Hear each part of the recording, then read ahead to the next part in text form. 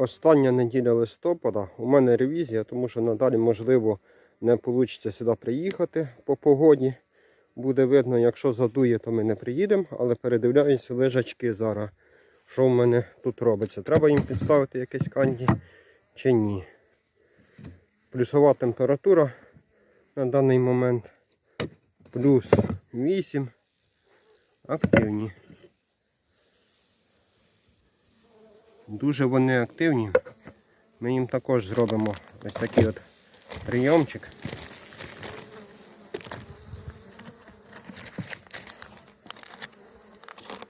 Тут вам хочу показати, тут їм є як залізти.